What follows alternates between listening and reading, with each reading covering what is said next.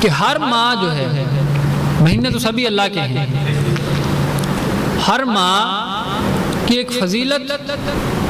اور انفرادیت کی ایک جدا جہت ہوتی ہے، جہت کہہ لیں یعنی وجہ ہوتی ہے ہر مہینے کے انفراد کی، یعنی انفراد منفرد، انفراد کہتے ہیں منفرد ہونا یعنی الگ ہونا، ایک منفرد انداز، یعنی ہر ماہ کے انفراد اور فضیلت کی ایک جدا جہت ہوتی ہے۔ اسی طرح ایک شہر کی، ایک دن کی فضیلت اور انفرادیت میں ایک اپنا پن، ایک فضیلت ہوتی ہے۔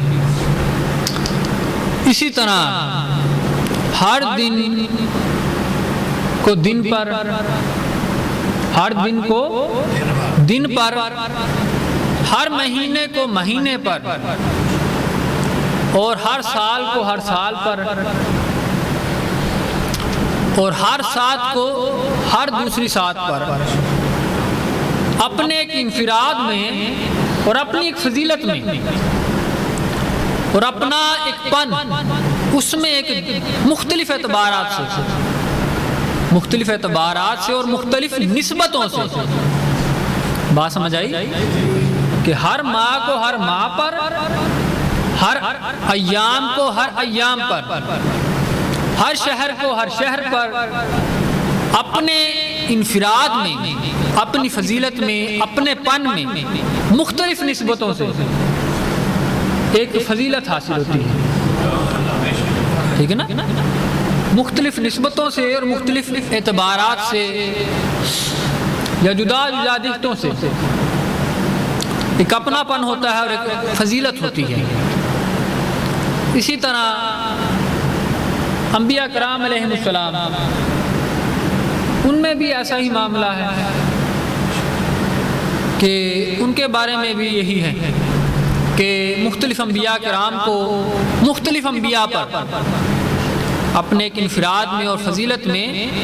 ایک مقام حاصل ہے، ایک انفراد ہے ان کے درمیان، مختلف انبیاء کا مختلف انبیاء پر، ٹھیک ہے نا؟ جدا جدا نسبتوں سے ایک انفراد ہے اور ایک فضیلت حاصل ہے،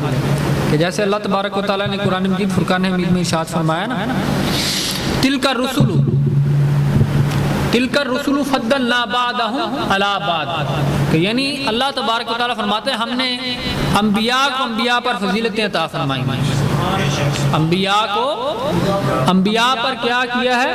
فضیلتیں عطا فرمائی ہیں۔ تو یہ حکم انبیاء کرام کے بارے میں ہے۔ اب آگے چلتے ہوئے دیکھیں آپ تھوڑی تفصیلی بات کہ جس طرح قرآن مجید فرقان حمید رمضان المبارک میں نازل ہوا، رمضان المبارک کو قرآن مجید فرقان حمید اور اس کے ساتھ ساتھ لیلۃ القدر کی نسبت کی وجہ سے ایک انفراد اور ایک فضیلت حاصل ہے۔ رمضان المبارک کو لیلۃ القدر اور نزول قرآن کے اعتبار سے ایک فضیلت اور ایک انفراد حاصل ہے دیگر مہینوں پر، ٹھیک ہے نا؟ یعنی رمضان المبارک کا جو انفراد ہے وہ کیا ہے؟ نزول قرآن۔ رمضان المبارک کی فضیلت کیا ہے؟ اس کی نسبت ہے نزول قرآن، یعنی قرآن کا نازل ہونا، اونچا بولیں، قرآن کا نازل ہونا، یہ کیا ہے؟ رمضان المبارک کی فضیلت ہے، اونچا بولیں، کیا ہے؟ فضیلت ہے نزول قرآن، یعنی نزول قرآن یہ رمضان المبارک کی فضیلت ہے، رمضان المبارک کی فضیلت نزول قرآن ہے۔ اسی طرح ربیع الاول کی فضیلت یہ نزول صاحب قرآن ہے۔ ربیع الاول کی فضیلت کیا ہے؟ نزول صاحب قرآن ہے، یعنی رمضان المبارک میں قرآن آیا، ربیع الاول میں قرآن والا آیا۔ اس اعتبار سے ربیع الاول کا جو مہینہ ہے اسے رمضان المبارک کے مہینے سے بھی زیادہ فضیلت حاصل ہے، ٹھیک ہے نا؟ تو چنانچہ لیلۃ القدر کی جو رات ہے، لائلۃ القدر کی رات ایک طرف اور آقا علیہ الصلوۃ والسلام کے میلاد پاک کی رات ایک طرف، لائلۃ القدر کی رات کی فضیلت نیچے ہے اور میلاد پاک کی رات کی فضیلت اوپر ہے، کیونکہ آقا علیہ الصلوۃ والسلام کی نسبت سے ہی لائلۃ القدر طے ہوئی، آقا کی نسبت سے رمضان ملا، آقا کی نسبت سے قرآن ملا، تو جن کی نسبت سے رمضان ملا، قرآن ملا، لائلۃ القدر ملی، تو کیا ان کی آمد کی رات جو ہے وہ افضل ہے یا یہ کہ لائلۃ القدر کی رات کو افضل کہنا ہے؟ برابری میں، یعنی ایک کمپیریزن میں، ایک موازنے میں کہنا کہ جی لائلۃ القدر کی رات وہ زیادہ فضیلت کا باعث ہے، تو جن کے صدقے یہ رات ملی ہے، یہ مہینہ ملا اور یہ قرآن ملا، تو ان کی فضیلت جو ہے وہ لائلۃ القدر پیچھے، رمضان پیچھے، قرآن سے بھی اوپر آقا علیہ الصلوۃ والسلام کی جو فضیلت اور شان ہے۔ آقا علیہ الصلوۃ والسلام کے اوپر قرآن نازل ہوا، اگر آقا علیہ الصلوۃ والسلام کی تشریف آوری نہ ہوتی تو قرآن بھی نہ آتا، یعنی قرآن کا نزول ہونا یہ وسیلہ ہے آقا علیہ الصلوۃ والسلام کی ذات پاک۔ قرآن کے نزول کا وسیلہ کیا ہے؟ آقا کریم رؤوف الرحیم صلی اللہ علیہ وسلم ہے۔ تو آپ مجھے بتائیں کہ اگر آپ کو کسی سے کوئی علم حاصل ہو، کسی سے کوئی علم حاصل، کوئی بات کوئی حاصل ہو، تو آپ کہیں کہ بھائی اس بات کی تو بڑی اہمیت ہے، لیکن جس سے مجھے یہ ملی ہے اس کی اہمیت کوئی نہیں، ایسا تو نہیں نہ ہوتا۔ اب یہ کہنا کہ جی قرآن ہمیں آقا سے ملا ہے تو قرآن کے حکم کو مانیں اور آقا علیہ الصلوۃ والسلام کے حکم کو نہ مانیں اور آپ کی شان کو نہ جانیں، تو پھر کہیں کہ جی قرآن افضل ہے، یہ بات نہیں مانی جاتی کہ جن کے صدقے میں یہ قرآن ملا۔ اگر آقا علیہ الصلوۃ والسلام کو شان کو نہیں سمجھ سکتے تو پھر قرآن کو بھی نہیں سمجھ سکتے، لہذا آقا علیہ الصلوۃ والسلام اس ماہ مبارک میں آپ کی اس دنیا میں تشریف آوری ہوئی،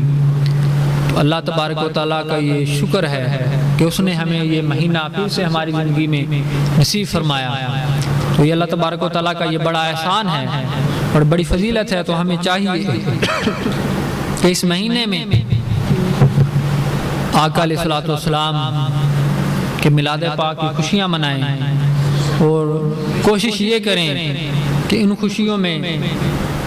مال و دولت کو ترجیح نہ دیں، مال و دولت کو ترجیح نہ دیں، مال و دولت کو رد کرتے ہوئے، پیچھے کرتے ہوئے، ان سے آگے چلتے ہوئے مال و دولت کو قربان کر کے آقا علیہ الصلوۃ والسلام کے میلاد پاک کی خوشیاں منائیں، ٹھیک ہے نا؟ کیونکہ آقا علیہ الصلوۃ والسلام کے میلاد پاک رات لائلۃ القدر کی رات سے بھی افضل ہے، ٹھیک ہے نا؟ تو ہمیں چاہیے کہ آقا علیہ الصلوۃ والسلام کے میلاد پاک کو سمجھیں، آپ کے میلاد کے مقصد کو سمجھیں، آپ کی تشریف آوری کے مقصد کو سمجھیں، تو اسی نسبت سے اور اسی توسل سے اس خانقاہ کی طرف سے اور اس کی جماعت، اس خانقاہ کی جماعت منہاج الطریقت کی طرف سے یہ فیصلہ کیا ہے کہ خانقاہ مدینہ الظفر حویلی شریف پر میلاد پاک کی جو رات ہے اس دن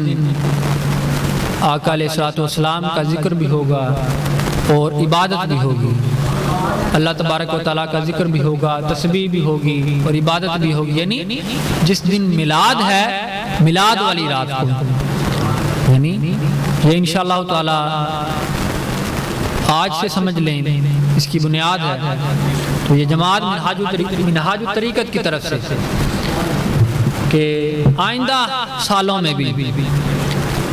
اس خانقاہ پر آقا علیہ الصلوۃ والسلام کے میلاد پاک کی جو رات ہے اس میں شب بیداری ہوگی، اور شب بیداری میں رات کا کچھ حصہ منتخب کیا جائے گا، تو اس میں شب بیداری کر کے اللہ تبارک و تعالیٰ کا ذکر بھی ہوگا، عبادت بھی ہوگی، نوافل بھی ادا کیے جائیں گے، آقا علیہ الصلوۃ والسلام کی نعت شریف بھی بیان ہوگی، درود پاک بھی پڑھا جائے گا، تو انشاءاللہ تعالیٰ آئندہ سالوں میں بھی یہی معمول چلے گا۔ تو دعا ہے کہ اللہ تبارک و تعالیٰ ہمیں اس میں آنے اور فضیلتیں حاصل کرنے کی توفیق اور ہدایت عطا فرمائے، اور کوشش کریں کہ جتنا ہو سکے اس میں شامل ہوں اور آ کر فضیلت حاصل کریں اور برکت حاصل کریں، کیونکہ آقا علیہ الصلوۃ والسلام کے میلاد کی رات لیلۃ القدر سے بھی